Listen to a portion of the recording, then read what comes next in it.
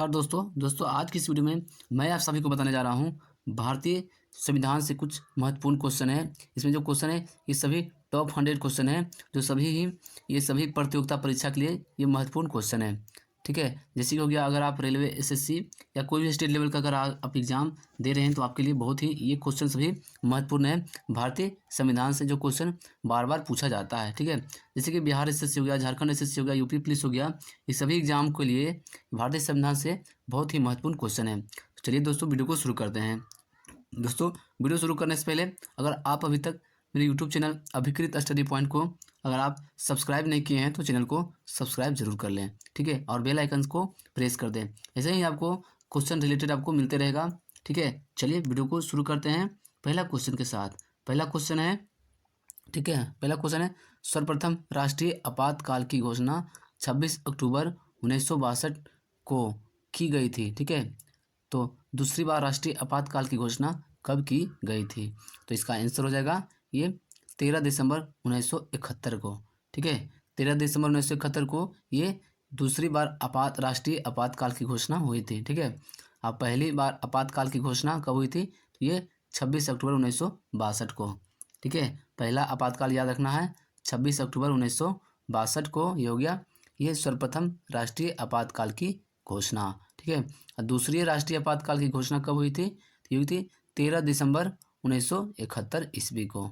ठीक है, चलिए आते हैं दूसरा नंबर क्वेश्चन में। जब राष्ट्रपति द्वारा वित्तीय आपातकाल की घोषणा की जाती है तब संसद द्वारा इसका अनुमोदन कितने दिनों के अंतर्गत किया जाना चाहिए? तो इसका सॉरी दोस्तों, ठीक है, ये क्वेश्चन आपको गलत है, आपको इसका आंसर बताते हैं। इसका जो आंसर होगा दोस्तों ये होगा 2 माह। ठीक है, 2 माह के अंतर्गत है। ठीक है, 2 माह यानी कि 2 मंथ्स। ठीक है, चलिए अगला क्वेश्चन में आ जाते हैं।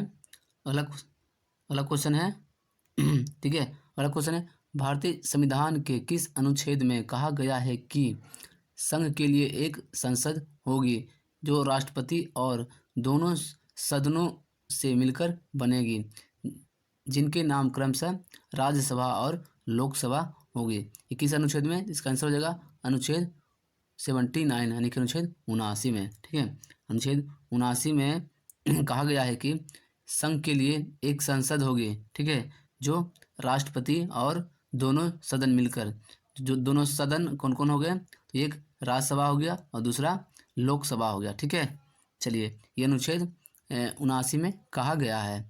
चलिए अगला क्वेश्चन है 4 नंबर, किस अनुच्छेद के तहत सर्वोच्च न्यायालय को यह अधिकार दिया गया है कि सैनिक न्यायालय को छोड़कर वह भारत के अन्य किसी न्यायालय अथवा न्यायमंडल के निर्णय के विरुद्ध सर्वोच्च न्यायालय में अपील करने की अनुमति प्रदान दें? ठीक है, इसका आंसर हो जाएगा अनुच्छेद 135 के अनुसार। चलिए अगला क्वेश्चन में आ जाते हैं।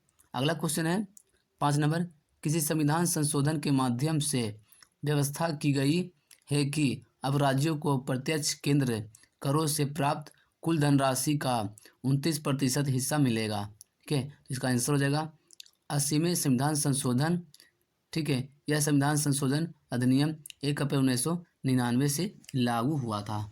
ठीक है, चलिए अगला क्वेश्चन में आ जाते हैं। किस महाधिकारी को अपने कर्तव्य के पालन में भारत के राज्य क्षेत्र में सभी न्यायालयों में उपस्थित होने का अधिकार प्रदान किया गया है? इसका आंसर हो जाएगा महान्यायवादी की। ठीक है, महान्यायवादी की है जो ये भारत के राज्य क्षेत्र में सभी न्यायालयों में उपस्थित होने का अधिकार है।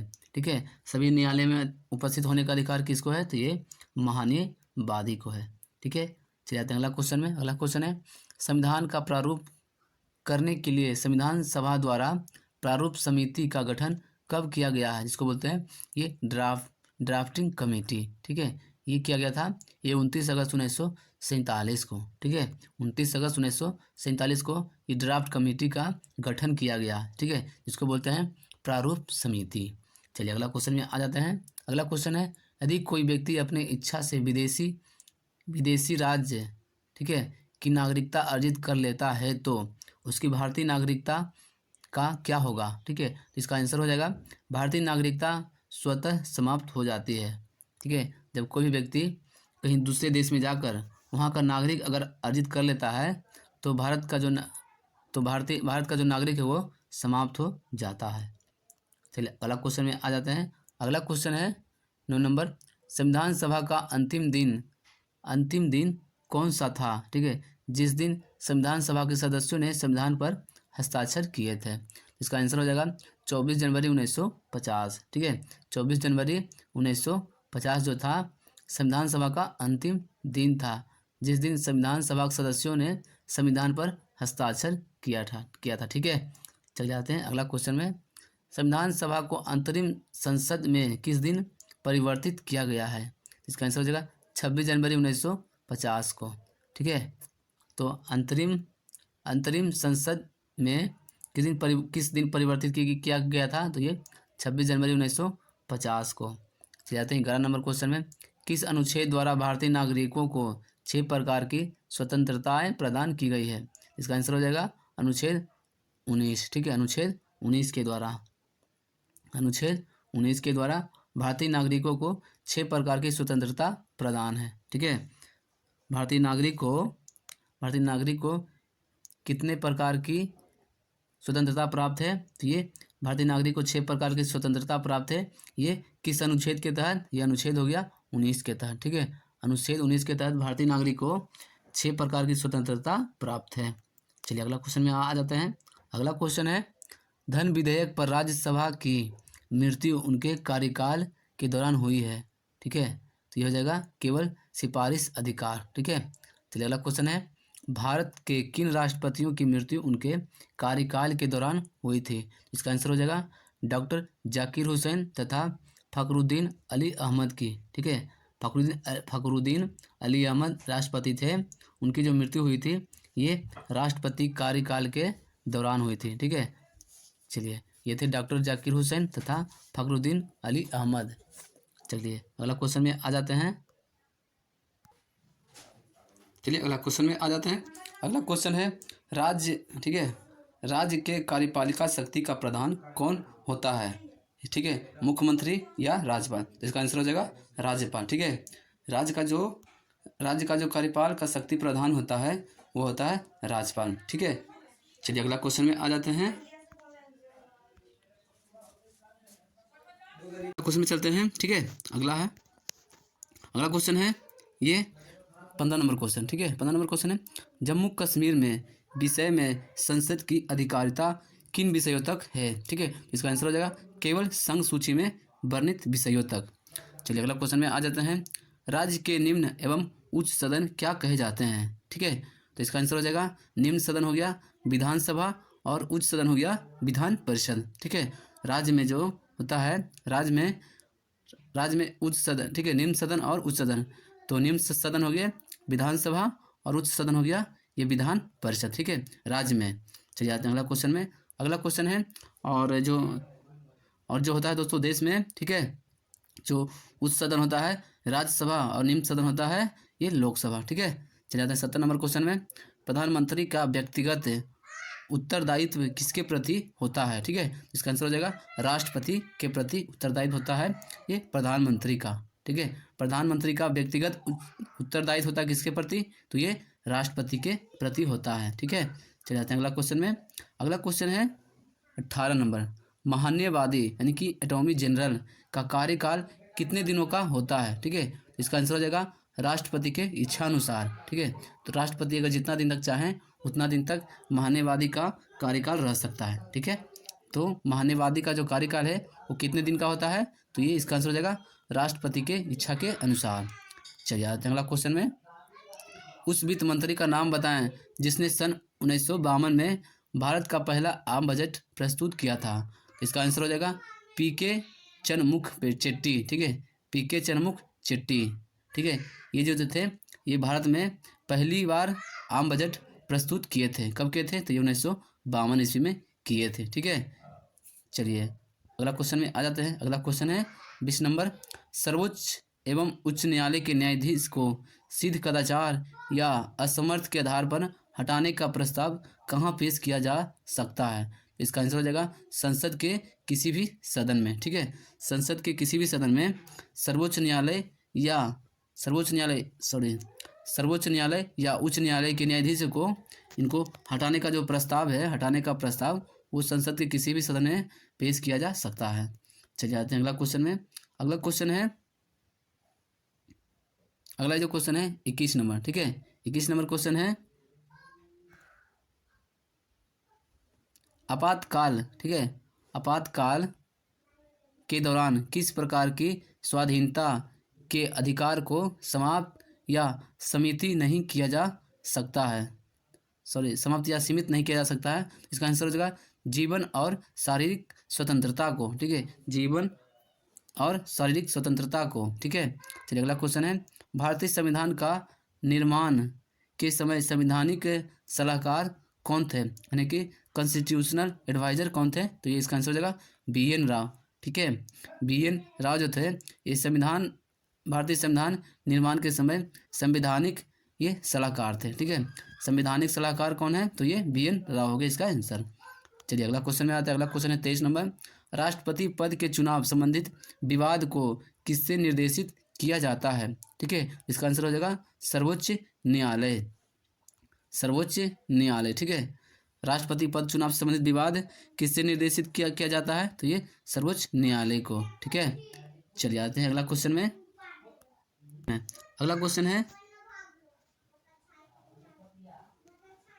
अगला क्वेश्चन है, ठीक है, 24 नंबर क्वेश्चन है यदि कोई अभियुक्त अपने बचाव के लिए वकील की सहायता लेना चाहता है तो भारतीय संविधान में क्या व्यवस्था है, इसका आंसर हो जाएगा उसे अपनी पसंद का वकील करने का संवैधानिक अधिकार है, ठीक है। चलिए अगला क्वेश्चन में आ जाते हैं। किसी नज़रबंद व्यक्ति को अपनी रिहाई के लिए सबसे उचित याचिका कौन सी होगी, इसका आंसर हो जाएगा बंदी प्रत्यक्षीकरण, ठीक है, प्रत्यक्षीकरण इसका आंसर हो जाएगा, ठीक है। चलिए अगला क्वेश्चन में आ जाता है। भारतीय संविधान में प्रस्तावना में न्याय शब्द का प्रयोग किस अर्थ में हुआ है, इसका आंसर हो जाएगा सामाजिक, आर्थिक और राजनीतिक न्याय के अर्थ में, ठीक है। तो प्रस्तावना में, ठीक है, न्याय शब्द का अर्थ क्या है, ये सामाजिक, आर्थिक और राजनीतिक न्याय के अर्थ में, ठीक है। चलिए अगला क्वेश्चन में आ जाते हैं।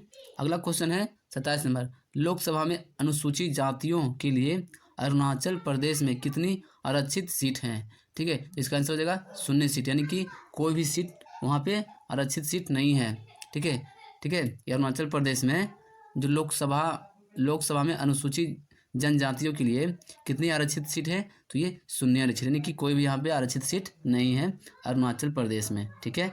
चले आते हैं 28 नंबर क्वेश्चन में। भारत के संविधान में कितनी भाषाओं को राजभाषा का दर्जा प्रदान किया गया है, इसका आंसर हो जाएगा 18 भाषा को, 18 भाषा को ये भारतीय संविधान में भारत की राजभाषा प्रदान है, ठीक है। भारत संविधान में भारत की कितनी राजभाषा का दर्जा प्रदान है, तो ये 18 भाषा का, ठीक है। अगला क्वेश्चन में आ जाता है। संविधान के किस अनुच्छेद के अंतर्गत संघ की भाषा हिंदी और लिपि देवनागरी बनाई गई है, इसका आंसर हो जाएगा अनुच्छेद 343 के अंतर्गत, ठीक है, अनुच्छेद 343 के अंतर्गत। चलिए अगला क्वेश्चन में आ जाते हैं। अगला क्वेश्चन है 30 नंबर, संविधान में राष्ट्रीय आपात की घोषणा राष्ट्रपति द्वारा अब कितनी बार की गई है, ठीक है, अब तक कितनी बार की गई है, इसका आंसर हो जाएगा 3 बार, ठीक है। मतलब कि राष्ट्रीय आपातकाल की घोषणा अब तक मात्र 3 बार घोषणा की गई है। राष्ट्रीय आपातकाल की घोषणा, या राष्ट्रीय आपातकाल की घोषणा कौन करते हैं, तो ये राष्ट्रपति करते हैं, ठीक है। क्वेश्चन पूछा जाएगा, ठीक है, राष्ट्रीय आपातकाल की जो घोषणा है वो कौन करते हैं, इसका आंसर हो जाएगा राष्ट्रपति करते हैं, ठीक है। चलिए अगला क्वेश्चन में आ जाते हैं। अगला क्वेश्चन है 31 नंबर, संविधान के किस अनुच्छेद में निहित प्रक्रिया के अनुसार संविधान में संशोधन करने का प्रावधान है, इसका आंसर हो जाएगा अनुच्छेद 368, ठीक है। अनुच्छेद 368 के तहत भारतीय संविधान में संशोधन करने की प्रक्रिया है, ठीक है। चलिए अगला क्वेश्चन में आते हैं। 32 नंबर क्वेश्चन है, संविधान संशोधन के लिए विधेयक संसद के किस सदन में पेश किया जा सकता है, तो इसका आंसर हो जाएगा संसद के किसी भी सदन में, ठीक है। संविधान संशोधन करने की जो विधेयक है वो संसद के किसी भी सदन में पेश किया जा सकता है। चलिए आते हैं अगला क्वेश्चन में। अगला क्वेश्चन है, संविधान के आधारभूत ढांचे को सुरक्षित रखने का सिद्धांत सर्वोच्च न्यायालय के किस मामले में प्रतिपादित किया गया है? इसका आंसर हो जाएगा केशवानंद भारती के मामले में 1973 में। ठीक है, अगला क्वेश्चन है संविधान संशोधन की प्रक्रिया में क्या जनमत संग्रह की व्यवस्था है? तो इसका आंसर हो जाएगा नहीं। ठीक है, संविधान संशोधन में ये जनमत संग्रह की प्रक्रिया है, तो इसका आंसर हो जाएगा नहीं है। ठीक है, चलिए अगला क्वेश्चन है 35 नंबर। भारतीय संविधान की प्रस्तावना में हमारे देश का क्या नाम उल्लिखित है? इसका आंसर हो जाएगा भारत और इंडिया। ठीक है, भारत और इंडिया है जो हमारे संविधान की प्रस्तावना में हमारे देश का नाम है। ठीक है, चलिए आ जाते हैं अगला क्वेश्चन में। अगला क्वेश्चन है 15 अगस्त 1947 से 26 जनवरी 1950 के दौरान भारत का राजनीतिक दर्जा क्या था? इसका आंसर हो जाएगा ब्रिटिश राष्ट्रकूट का एक अधिराज्य। ठीक है, 15 अगस्त 1947 से लेके 26 जनवरी 1950 के दौरान भारत में राजनीतिक दर्जा क्या थी? तो ये ब्रिटिश राष्ट्रकूट का एक अधिराज्य था। ठीक है, चलिए आ जाते हैं अगला क्वेश्चन में। अगला क्वेश्चन है वर्ष 1938 में किस व्यक्ति ने वयस्क मताधिकार के आधार पर संविधान सभा के गठन की मांग की थी? इसका आंसर हो जाएगा जवाहरलाल नेहरू। ठीक है, जवाहरलाल नेहरू जो थे ये वयस्क मताधिकार के आधार पर संविधान सभा का गठन करने की मांग किया था। ठीक है, चलिए अगला क्वेश्चन में आ जाते हैं। भारत में किस राज्य में सबसे पहले राष्ट्रपति शासन लागू किया गया था? इसका आंसर हो जाएगा पंजाब। ठीक है, पंजाब में ये पेप्सू से। ठीक है, पंजाब में पेप्सू में भारत में सबसे पहले राष्ट्रपति का शासन लागू हुआ था। कहाँ? पंजाब में। चलिए अगला में आ जाते हैं। अगला क्वेश्चन है 39 नंबर। संवैधानिक संशोधन हेतु विधेयक सर्वप्रथम किस सदन में प्रस्तुत किया जाता है? तो इसका आंसर हो जाएगा संसद के किसी भी सदन में। ठीक है, चलिए अगला क्वेश्चन में आ जाता है। जब भारत स्वतंत्र हुआ था उस समय ब्रिटेन में किस दल की सरकार थी? इसका आंसर हो जाएगा लेबर पार्टी की। ठीक है, लेबर पार्टी की। उसमें ब्रिटेन के प्रधानमंत्री थे ये क्लीमेंट एटली। ठीक है, क्लीमेंट एटली जो थे उस समय ब्रिटेन के प्रधानमंत्री थे। ठीक है, भारत जब स्वतंत्र हुआ था उस समय ब्रिटेन में किस दल की सरकार थी? तो ये लेबर पार्टी की सरकार थी। ठीक है, चलिए अगला क्वेश्चन में आ जाता है 41 नंबर। कौन राष्ट्रपति द्वितीय पसंद के मतों की गणना के फलस्वरूप अपना निश्चय कोटा प्राप्त कर निर्वाचित हुआ था? इसका आंसर हो जाएगा बीबी गिरी। ठीक है, चलिए अगला क्वेश्चन में आ जाते हैं। अगला क्वेश्चन है क्या आंतरिक अशांति के आधार पर राष्ट्रपति आपातकाल की घोषणा कर सकता है? इसका आंसर हो जाएगा नहीं। ठीक है, तो अगला क्वेश्चन है भारत के राष्ट्रपति को किससे वेतन दिया जाता है? ठीक है, तो इसका आंसर हो जाएगा भारत की संचित निधि से। ठीक है, राष्ट्रपति का जो वेतन होता है वो किससे दिया जाता है? तो भारत की संचित निधि से। ठीक है, चलिए अगला क्वेश्चन में आते हैं। अगला क्वेश्चन है संविधान के किस भाग में सामाजिक, राजनीतिक और आर्थिक न्याय की व्यवस्था की बात कही गई है? इसका आंसर हो जाएगा प्रस्तावना। ठीक है, प्रस्तावना। चलिए अगला क्वेश्चन में आ जाते हैं। अगला क्वेश्चन है 45 नंबर। भारत में वित्तीय संकट की घोषणा अब तक कितनी बार की गई है? ठीक है, इसका आंसर हो जाएगा अभी तक एक बार भी नहीं की गई है। ठीक है, तो भारत में वित्तीय संकट की घोषणा कितनी बार हुई है? तो ये एक भी बार नहीं हुई है। ठीक है, चलिए अगला क्वेश्चन में आ जाता है 47 नंबर। संसद के सदन में सरकारी विधेयक कौन प्रस्तुत करता है? ठीक है, इसका आंसर हो जाएगा मंत्रिपरिषद का कोई भी सदस्य। ठीक है, मंत्रिपरिषद का कोई भी सदस्य जो कि संसद के सदन में सरकारी विधेयक प्रस्तुत करता है। ठीक है, मंत्रिपरिषद कोई भी सदस्य। चलिए अगला क्वेश्चन में आ जाता है। वरीयता या दृष्टि से मंत्रियों का सही क्रम क्या है? ठीक है, इसका आंसर हो जाएगा कैबिनेट मंत्री, राज्य मंत्री एवं उप मंत्री। ठीक है, वरीयता जो दृष्टि से मंत्रियों का सही क्रम कौन है? कैबिनेट मंत्री, राज्य मंत्री एवं उप मंत्री। चलिए अगला क्वेश्चन में आ जाते हैं। अगला क्वेश्चन है भारत के राष्ट्रपति ने किस मामले में अपनी वीटो शक्ति का प्रयोग किया था? इसका आंसर हो जाएगा भारतीय डाकघर संशोधन अधिनियम से। ठीक है, अगला क्वेश्चन है मंत्रिपरिषद किसके प्रति जवाबदेही होता है? इसका आंसर हो जाएगा संसद या विधानसभा के प्रति। ठीक है, जो मंत्रिपरिषद होता है ये जवाबदेही होता है किसके प्रति? तो ये संसद और विधानसभा के प्रति ये जवाबदेही होता है। चलिए अगला क्वेश्चन में आते हैं। अगला क्वेश्चन है 50 नंबर।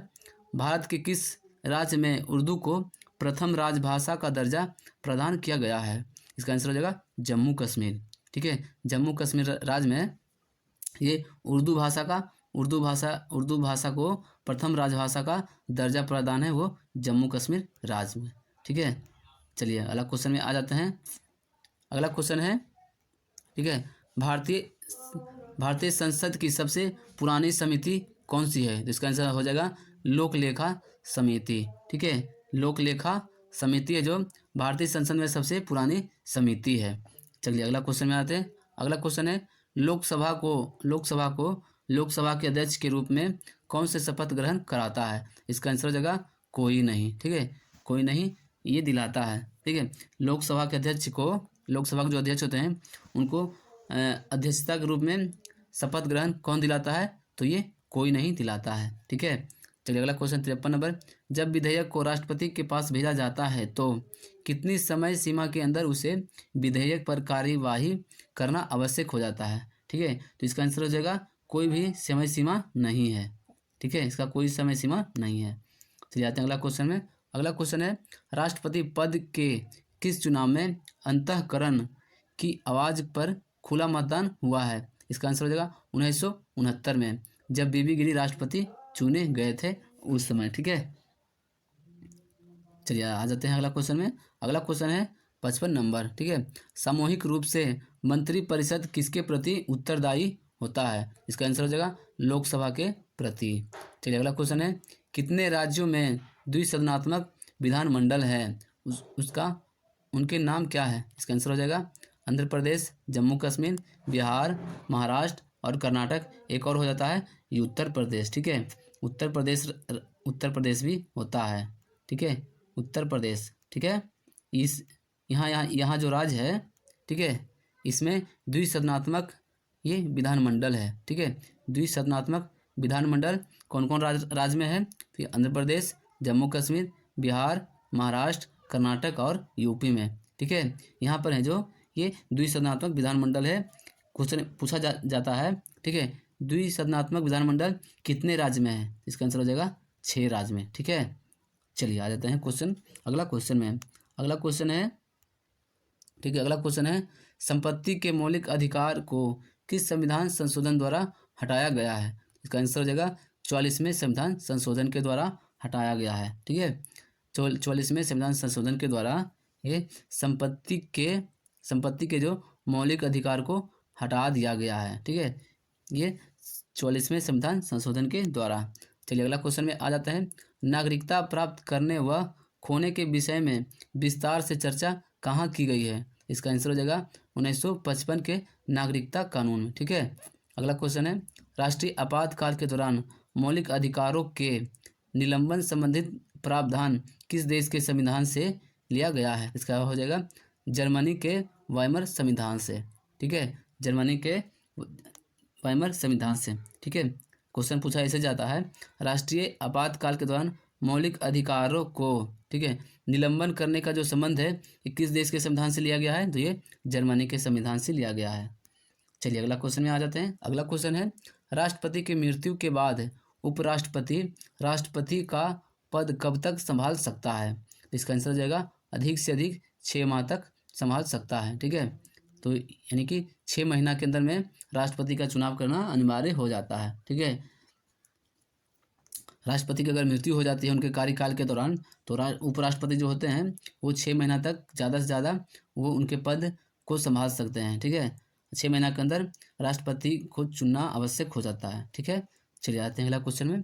अगला क्वेश्चन है, संविधान में मंत्रिपरिषद के प्रावधान के रूप में प्रधानमंत्री होने का प्रावधान किस अनुच्छेद में है? इसका आंसर हो जाएगा अनुच्छेद 74 के 1 में।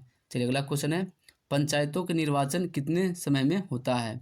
इसका आंसर हो जाएगा प्रत्येक 5 वर्ष में। ठीक है, पंचायतों में जो चुनाव होता है प्रत्येक 5 वर्ष में होता है। चलिए अगला क्वेश्चन में आ जाते हैं। अगला क्वेश्चन है, उच्च न्यायालय के क्षेत्राधिकार में संकुचन या विस्तार करने का अधिकार किसके पास होता है? इसका आंसर हो जाएगा संसद के पास होता है। ठीक है, ठीक है, तो ये संसद के पास क्या होता है? ये उच्च न्यायालय के क्षेत्राधिकार में संकुचन या विस्तार करने का अधिकार संसद के पास होता है। अगला क्वेश्चन है, राष्ट्रपति वित्त आयोग का गठन कितनी अवधि के पश्चात करते हैं? ठीक है, तो इसका आंसर हो जाएगा प्रत्येक 2 वर्ष के पश्चात करते हैं। ठीक है, वित्त आयोग का गठन राष्ट्रपति जो है वो कितने समय के पश्चात करते हैं? तो ये प्रत्येक 2 वर्ष के पश्चात। चलिए अगला क्वेश्चन में आ जाते हैं। 65 नंबर क्वेश्चन है, संविधान के किस अनुच्छेद में संविधान के अनुच्छेद 263 के अंतर्गत अंतर्राज्यीय परिषद की स्थापना किसने की थी? जिसका आंसर हो जाएगा राष्ट्रपति ने। ठीक है, राष्ट्रपति ने। चलिए अगला क्वेश्चन में आ जाते हैं। अगला क्वेश्चन है, भारत के सर्वोच्च न्यायालय में मुख्य न्यायाधीश के अतिरिक्त कितने और अन्य न्यायाधीश होते हैं? इसका आंसर हो जाएगा 30 होते हैं। ठीक है, 30 होते हैं। भारत के सर्वोच्च न्यायालय में मुख्य न्यायाधीश के अतिरिक्त कितने अन्य न्यायाधीश होते हैं? तो ये 30 हो जाएगा। ठीक है, चलिए अगला क्वेश्चन है 67 नंबर, भारत में द्विसदनात्मक वाले कुल कितने राज्य हैं? तो इसका आंसर हो जाएगा 6 राज्य हैं। ठीक, सॉरी, इसका राज्य है जो 6 हैं। ठीक है, द्विसदनात्मक कुल कितने राज्य हैं? तो 6 राज्य हैं। चलिए आते हैं अगला क्वेश्चन में, अनुसूचित जाति के लिए लोकसभा में कुल कितने स्थान आरक्षित है? इसका आंसर हो जाएगा ये 79। ठीक है, ठीक है, लोकसभा में कुल अनुसूचित जाति के लिए आरक्षित कितने सीट हैं? तो ये हो गया 79 सीट। ठीक है, चलिए अगला क्वेश्चन में आ जाते हैं। अगला क्वेश्चन है 69 नंबर, लक्षद्वीप किस उच्च न्यायालय के क्षेत्राधिकार के अंतर्गत आता है? इसका आंसर हो जाएगा केरल उच्च न्यायालय के अंतर्गत में आता है। ठीक है, लक्षद्वीप है जो ये किस उच्च न्यायालय के क्षेत्राधिकार में आता है? तो ये केरल के उच्च न्यायालय के क्षेत्राधिकार में आता है। ठीक है, चले जाते हैं 70 नंबर क्वेश्चन में, आम चुनावों में कोई प्रत्याशी कितने संसदीय स्थानों से चुनाव लड़ सकता है? इसका आंसर हो जाएगा अधिकतम 2 क्षेत्र से। ठीक है, आम चुनाव में जो है कोई प्रत्याशी ये 2 मतलब कि 2 स्थानों से ये चुनाव लड़ सकता है। ठीक है, चले आते हैं अगला क्वेश्चन में। अगला क्वेश्चन है, राष्ट्रपति व उपराष्ट्रपति के निर्वाचन संबंधित विवादों पर कौन निर्णय कर सकता है? इसका आंसर हो जाएगा उच्चतम न्यायालय। ठीक है, उच्चतम न्यायालय। ठीक है, चलिए अगला क्वेश्चन में आ जाते हैं। अगला क्वेश्चन है, भारत के संविधान का निर्माण सभा, ठीक है, द्वारा किया गया था।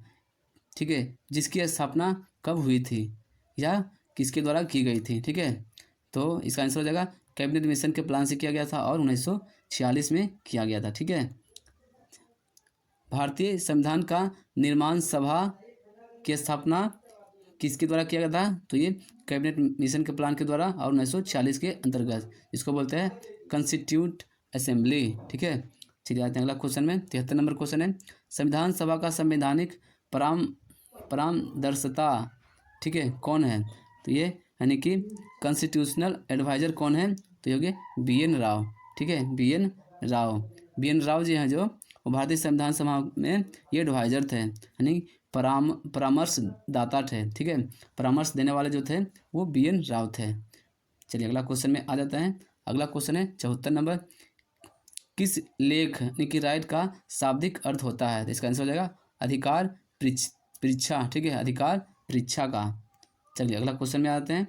अगला क्वेश्चन है, राष्ट्रपति बनने से पूर्व भारत रत्न अलंकार से सम्मानित हुए थे। इसका आंसर हो जाएगा डॉक्टर सर्वपल्ली राधाकृष्णन एवं डॉक्टर जाकिर हुसैन। ठीक है, चलिए अगला क्वेश्चन में आ जाते हैं। अगला क्वेश्चन है, मूल संविधान में अनुच्छेदों और अनुसूचियों की संख्या कितनी है? ठीक है, तो मूल संविधान में अनुच्छेदों की संख्या 395 है। ठीक है, और अनुसूचियाँ ये 8 हैं। चलिए अगला क्वेश्चन है, भारत का संविधान भारत को किस रूप में वर्णित करता है? इसका आंसर हो जाएगा राज्यों के संघ के रूप में। ठीक है, भारत का जो संविधान है भारत के किस रूप में वर्णित करता है? तो ये राज्यों के संघ के रूप में। चलिए आते हैं अगला क्वेश्चन में। अगला क्वेश्चन है, भारतीय संविधान का स्वरूप संघात्मक है अथवा एकात्मक? इसका आंसर हो जाएगा ये दोनों का सामान्य। ठीक है, दोनों का सामान्य। चलिए अगला क्वेश्चन है 79 नंबर, किस सूची में विषय केंद्र तथा राज्य दोनों के ही क्षेत्राधिकार में आते हैं? इसका आंसर हो जाएगा समवर्ती सूची के क्षेत्राधिकार में आते हैं। ठीक है, समवर्ती सूची के क्षेत्राधिकार में आते हैं। ठीक है, केंद्र तथा राज्य दोनों। ठीक है, केंद्र तथा राज्य दोनों किसका क्षेत्राधिकार में आते हैं? तो ये संवर्ती सूची के क्षेत्राधिकार में आते हैं। चलिए अगला क्वेश्चन है, नागरिकता के संबंध में संविधान के किस भाग में उल्लेख किया गया है? इसका आंसर हो जाएगा भाग 2 में किया गया है। ठीक है, भाग 2 में क्या किया गया है? तो ये नागरिकता के संबंध में किया गया है, भाग 2 में उल्लेख है। चलिए अगला क्वेश्चन में आते हैं। अगला क्वेश्चन है, ठीक है, भारतीय स्वतंत्रता अधिनियम 1947 कहाँ की ये संसद में पारित किया गया है? इसका आंसर हो जाएगा ब्रिटेन के संसद में। ठीक है, ब्रिटिश संसद में भारतीय स्वतंत्रता अधिकार अधिनियम 1947, ठीक है, ये जो है ये ब्रिटिश की संसद में पारित किया गया था। चलिए अगला क्वेश्चन है, ठीक है, कैबिनेट मिशन के 3 सदस्य कौन कौन थे?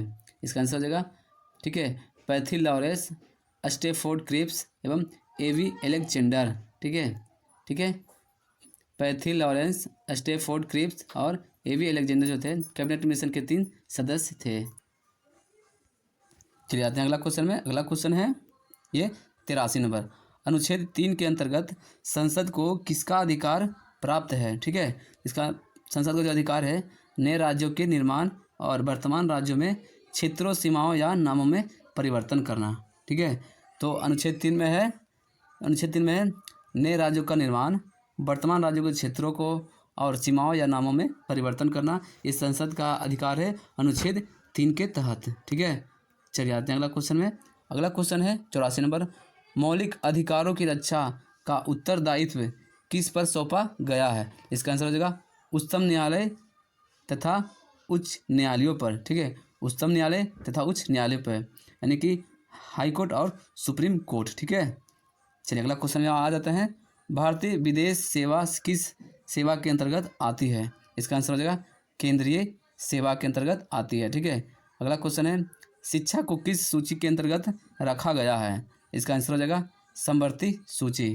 ठीक है, समवर्ती सूची के अंतर्गत शिक्षा को ये रखा गया है। ठीक है, ये शिक्षा को समवर्ती सूची के अंतर्गत रखा गया है।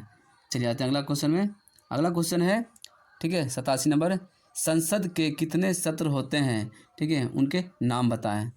तो इसका आंसर हो जाएगा संसद के 3 सत्र होते हैं। ठीक है, एक होता है बजट, ग्रीष्मकालीन और शीतकालीन। ठीक है, संसद में कितने सत्र होते हैं? इसका आंसर होगा 3 होते हैं, बजट, ग्रीष्मकालीन और शीतकालीन। चलिए अगला क्वेश्चन में आ जाते हैं, संसद के दोनों सदनों में प्रश्नकाल के ठीक बाद के समय को क्या कहा जाता है? इसका आंसर हो जाएगा शून्यकाल कहा जाता है। ठीक है, शून्यकाल कहा जाता है। चलिए अगला क्वेश्चन में आ जाते हैं। अगला क्वेश्चन है, महाधिवक्ता की नियुक्ति किसके द्वारा की जाती है? इसका आंसर हो जाएगा राज्यपाल। ठीक है, राज्यपाल के द्वारा महाधिवक्ता की नियुक्ति की जाती है। ठीक है, चलिए आते हैं अगला क्वेश्चन में। अगला क्वेश्चन है, राजमन्नार आयोग का गठन किस उद्देश्य से किया गया था?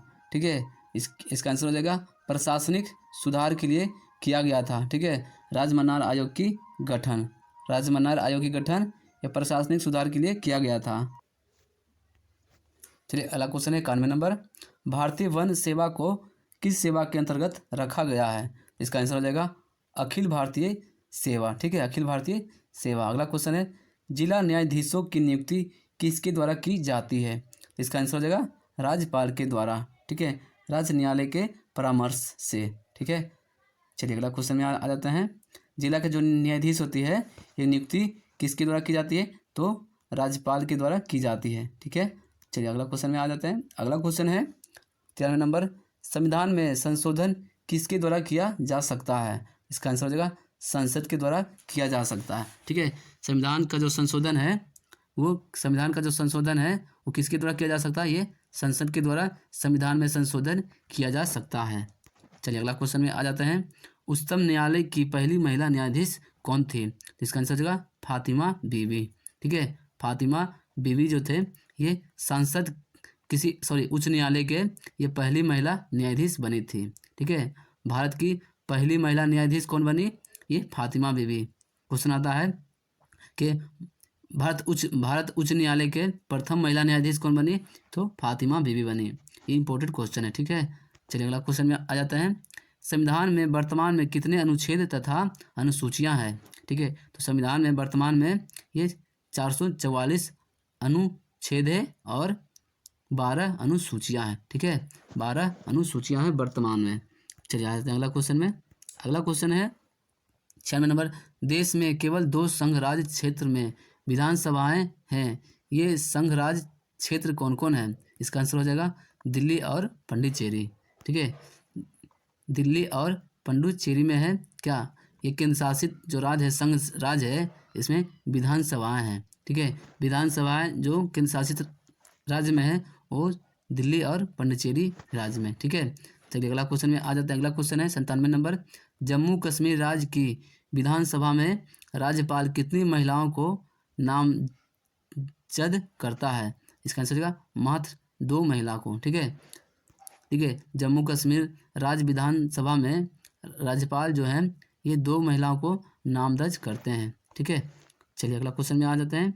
अगला क्वेश्चन है, नागरिकों के मूल कर्तव्यों संविधान में कहाँ दिए गए हैं?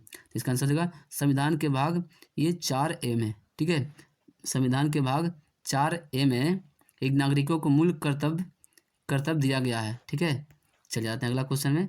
अगला क्वेश्चन है, भारत के वह राष्ट्रपति जो पूर्व में लोकसभा के अध्यक्ष भी रह चुके हैं? इसका आंसर हो जाएगा नीलम संजीव रेड्डी। ठीक है, नीलम संजीव रेड्डी। ठीक है, चलिए अगला क्वेश्चन में आ जाते हैं। अगला क्वेश्चन है 26 जनवरी 1950 से 12 जनवरी 1952 के मध्य भारत का अंतरिम राष्ट्रपति कौन था? इसका आंसर हो जाएगा डॉक्टर राजेंद्र प्रसाद। ठीक है, डॉक्टर राजेंद्र प्रसाद जो थे ये 26 जनवरी 1950 से ये 12 जनवरी 1952 तक ये भारत के राष्ट्रपति रहे थे, अंतरिम राष्ट्रपति। ठीक है, चलिए अगला क्वेश्चन में आ जाते हैं। अगला क्वेश्चन है 101 नंबर, धन विधेयक को संसद के किस सदन में प्रस्तुत किया जा सकता है? इसका आंसर हो जाएगा लोकसभा में। ठीक है, लोकसभा में धन विधेयक को संसद में पेश किया जा सकता है। ठीक है, धन विधेयक को कहाँ पेश किया जा सकता है? तो लोकसभा में। धन विधेयक को लोकसभा में पेश किया जा सकता है। ठीक है, तो दोस्तों आज हमने आपको इस वीडियो के माध्यम से संविधान से जितने भी क्वेश्चन हैं आप सभी को हमने आज बताया है। ठीक है, तो दोस्तों आपको वीडियो कैसा लगा आप हमें कमेंट करके ज़रूर बताइए। आपको ये भी कमेंट करना है, अगर आप कोई भी प्रतियोगिता परीक्षा दिए होंगे तो आपको इसमें से कौन सी क्वेश्चन आपको पूछा गया है ये भी आप हमें कमेंट करके बताइए। ठीक है, अगर वीडियो आपको अच्छा लगा होगा तो एक लाइक भी कर दीजिए। ठीक है, लाइक करने में क्या जाता है आपको। अगर अभी तक मेरे यूट्यूब चैनल अभिकृत स्टडी पॉइंट को अगर आप सब्सक्राइब नहीं किए हैं तो इसको आप सब्सक्राइब कर दीजिए। ठीक है, और अपने दोस्तों को इस वीडियो को शेयर कर दीजिए। ठीक है।